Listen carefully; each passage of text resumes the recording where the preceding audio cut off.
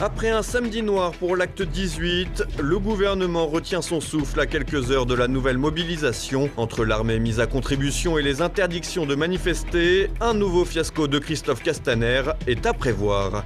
À une semaine de la date fatidique, Theresa May a une nouvelle fois plaidé sa cause devant les 27 pays de l'Union européenne pour tenter une nouvelle sortie de crise du Brexit. La Grande-Bretagne a jusqu'au 12 avril pour régler la situation, une échéance à double tranchant. Alors que les candidatures à la mairie de Paris se sont multipliées, la liste Aimé Paris de Serge Federbusch a enregistré un ralliement de poids, celui du Rassemblement national. Une première étape pour le candidat qui espère créer une vaste coalition de droite.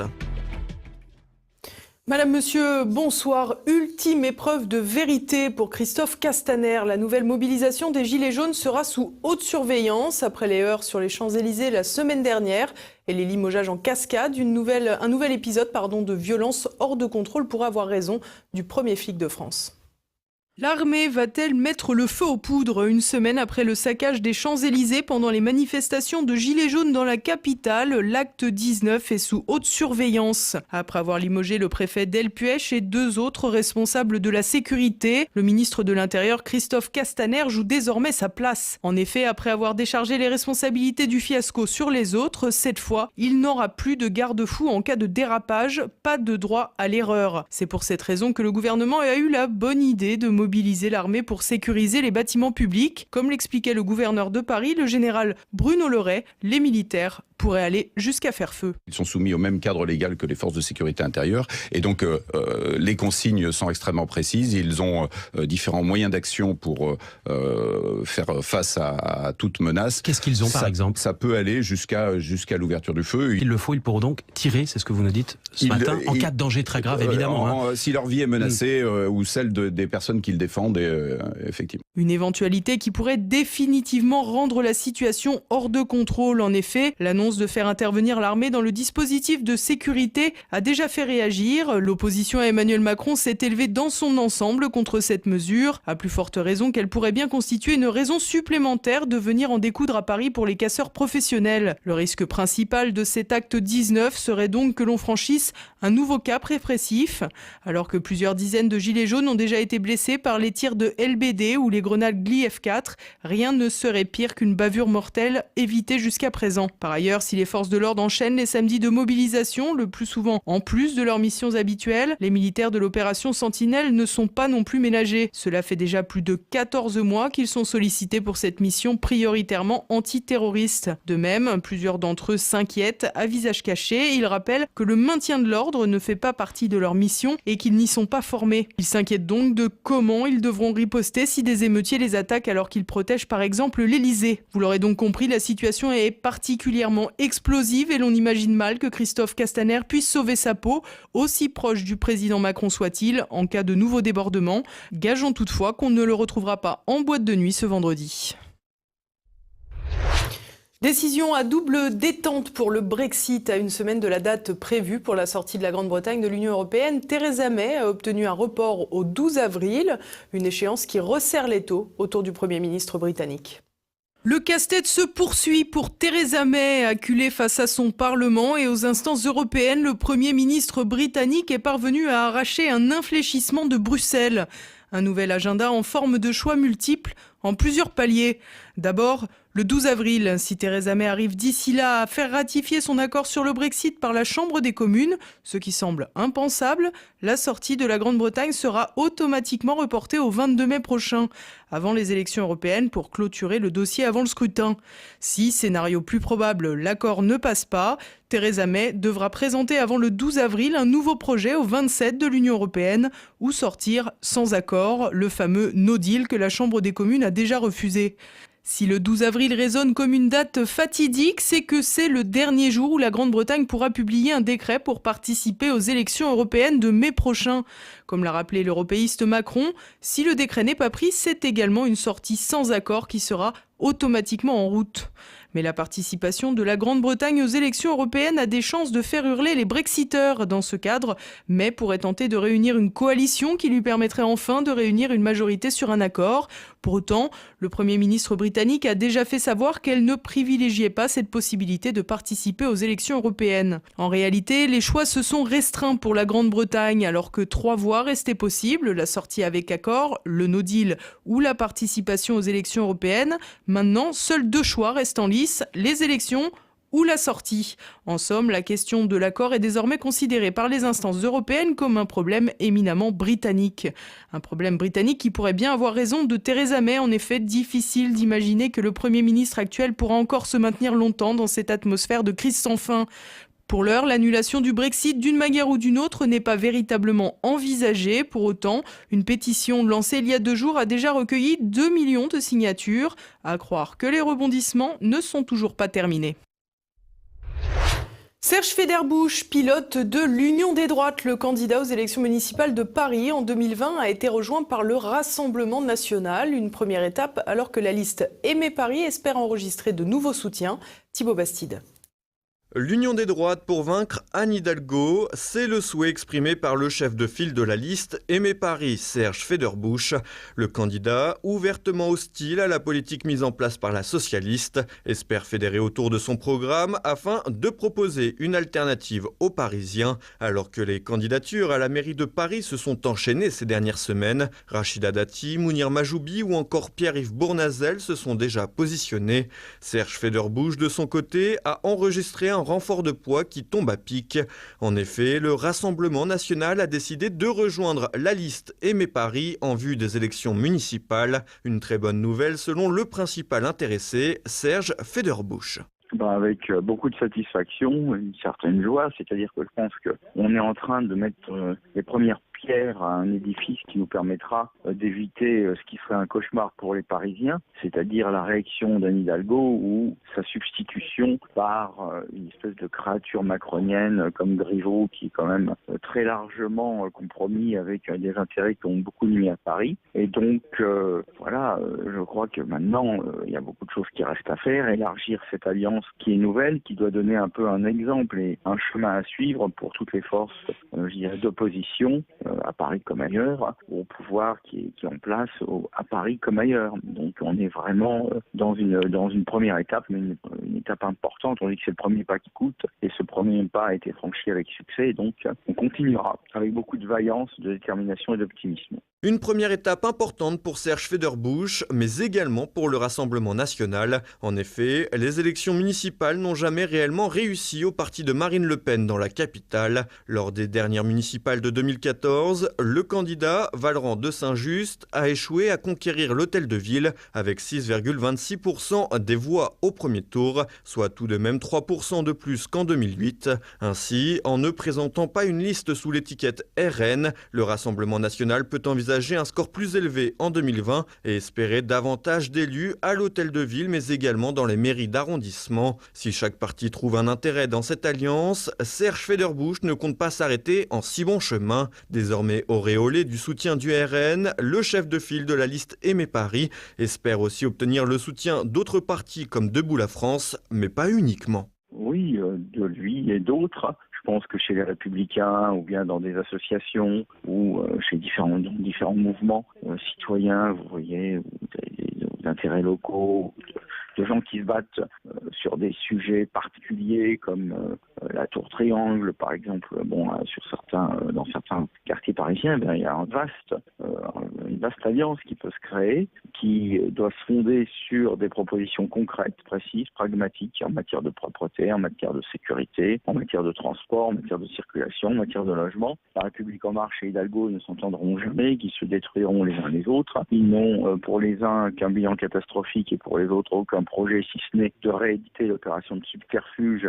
et la véritable escroquerie politique qui a consisté en l'élection d'Emmanuel Macron en 2017 en France. Nous, on évitera qu'en 2020 à Paris, ne se reproduise le même jeu de bonneteau, vous voyez, où de la même manière que Macron a remplacé Hollande pour être une sorte d'Hollande reconditionné, un peu comme un téléphone reconditionné, mais qui est à peu près le même, eh bien on est à Paris un Griveaux qui soit en fait une sorte d'Hidalgo reconditionné. Donc on va éviter à Paris ce funeste destin. Et on mettra tout en place et tout en œuvre pour qu'il y ait cette véritable alternance.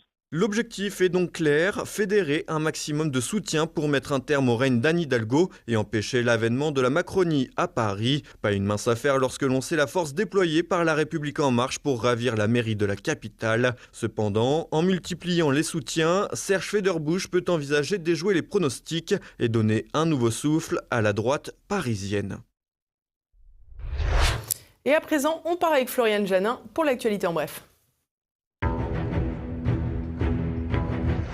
Le maire du Havre mis à nu. Jeudi, Luc Lemonnier, successeur d'Édouard Philippe, a démissionné de son poste après avoir reçu la visite du Premier ministre.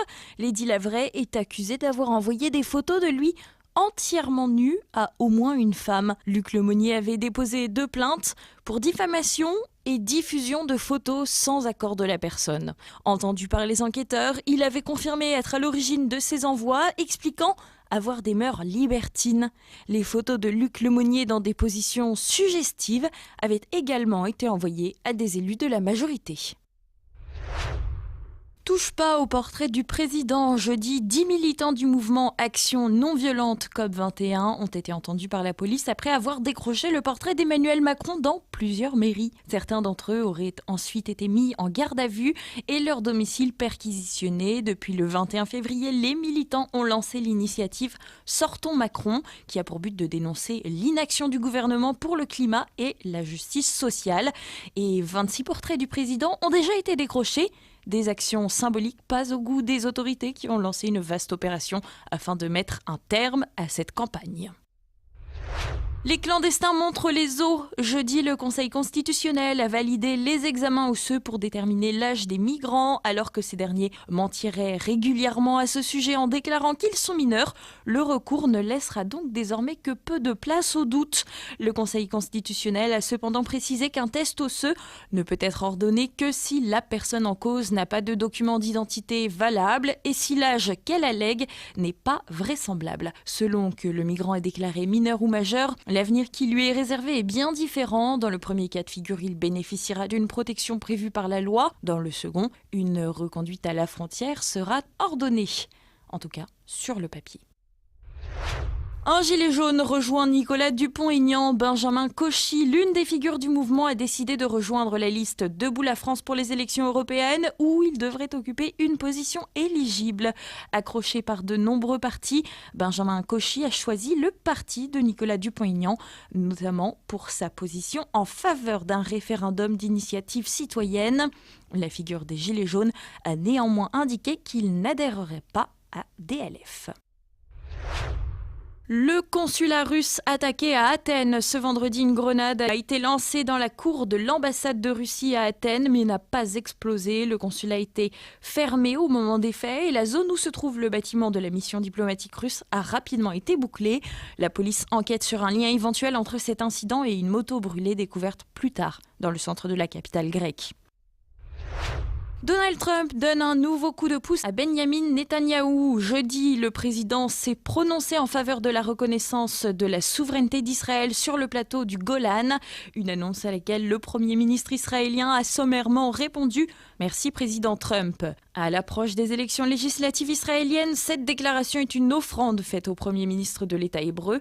De son côté, un haut responsable palestinien, Saeb Erakat, a dénoncé le soutien américain à l'occupation israélienne. Israël a conquis une grande partie du Golan lors de la guerre des 6 jours en 1967 et l'a annexé en 1981. Mais la communauté internationale n'a jamais reconnu cette annexion.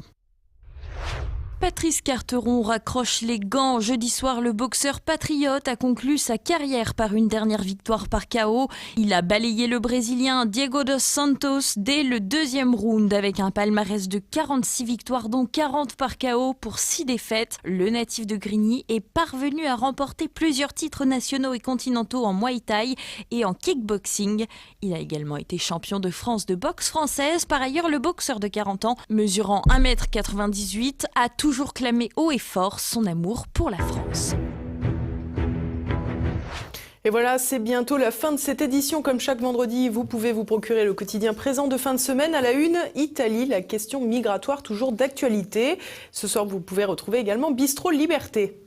Il faut arrêter de faire croire qu'on s'intéresse vraiment à la cause des Gilets jaunes, parce que je pense que c'est ce qui fait. Si vraiment on veut que ça s'arrête, on prend des mesures concrètes et pas des mesurettes. Comme en mai 68, à un moment donné, il y a eu des accords de Grenelle à l'époque, et avec un remaniement du gouvernement, avec des réponses concrètes pour montrer qu'il y a un intérêt sur ce mouvement. J'ai l'impression qu'aujourd'hui, Macron, il prend des mesurettes parce qu'il n'a pas pris finalement la mesure du mouvement.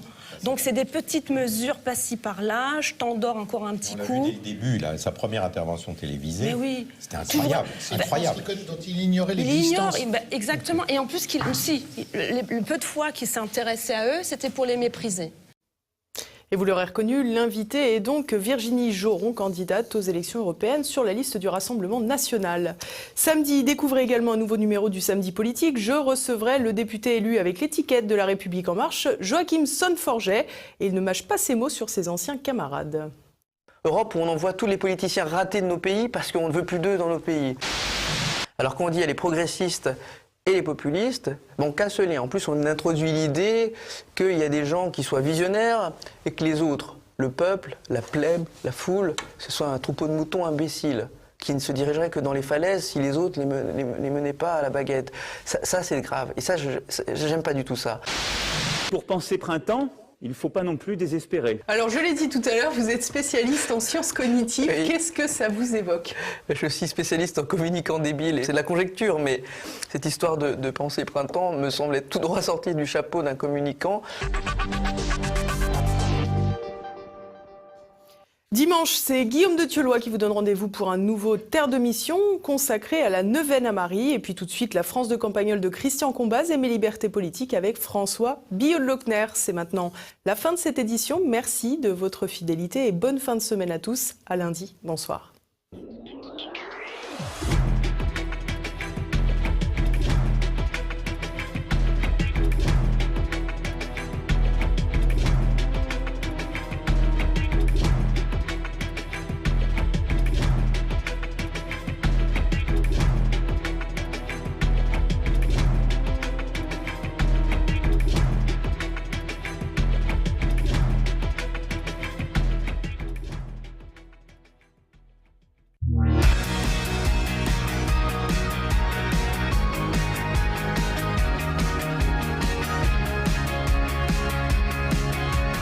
L'autre jour, je suis allé livrer un petit meuble que j'avais promis depuis longtemps à une amie qui vit dans un village fortifié du voisinage et qui tient une maison d'hôte.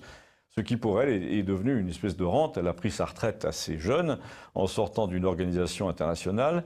Une retraite un peu insuffisante, mais comme elle arrondit ses fins de mois en louant toute l'année de 1 à 4 chambres, la vie coule assez tranquillement pour elle dans un village un peu musée qui est tout de même peuplé de gens qui ont du mal à vivre, à l'exception de ceux qui vivent soit de leur position sur le parcours touristique comme elle, soit d'autres choses comme une rente ou une pension.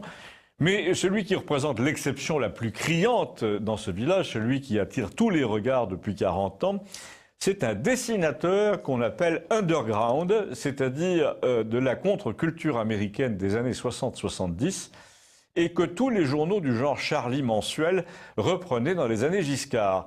Ce dessinateur a une spécialité, c'est ce que les ados appellent à peu près le dégueulasse, avec plusieurs sous-spécialités comme la sexualité la plus crue, la remise en cause des institutions, la dénonciation des hypocrisies américaines, qui se pavanent la Bible à la main. Et donc, il publiait dans des journaux comme le Village Voice new-yorkais, un magazine assez décalé, puis aussi beaucoup à San Francisco.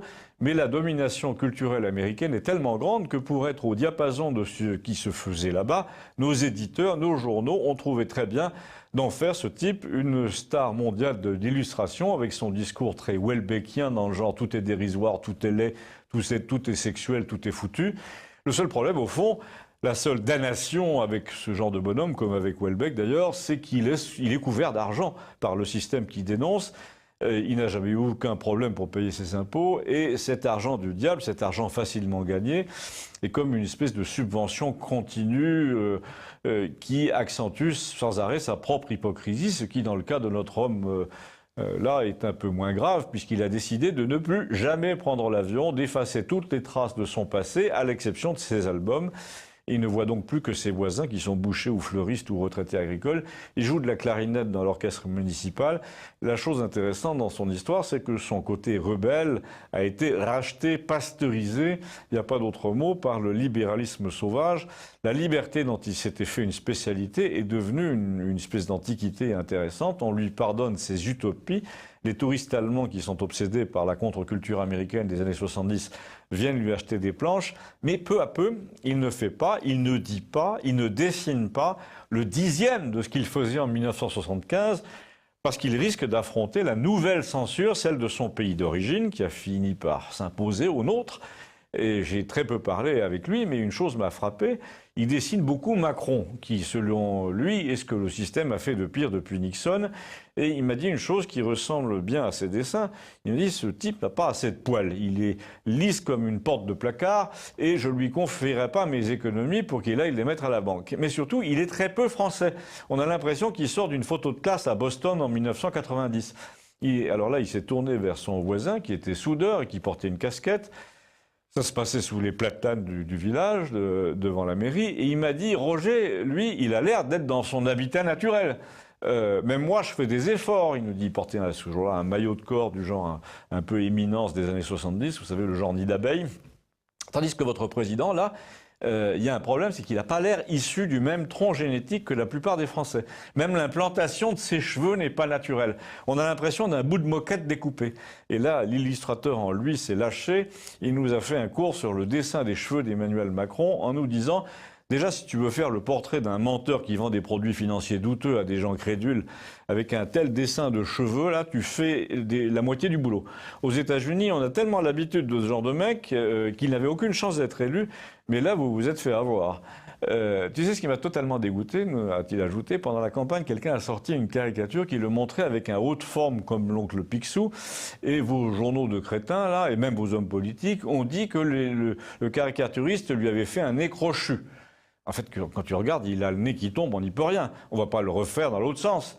Mais en France, maintenant, on va t'expliquer que tu as mal vu. En France, tu ne peux plus dessiner quelqu'un qui a le nez courbe sans te faire traiter d'antisémite.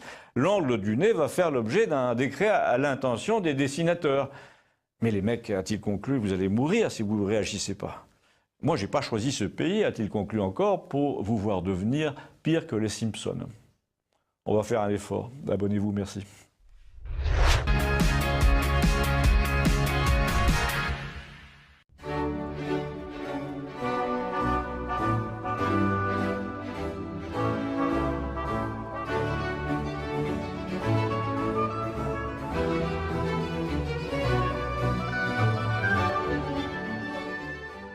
Vous reprendrez bien un petit verre d'antilope tibétaine?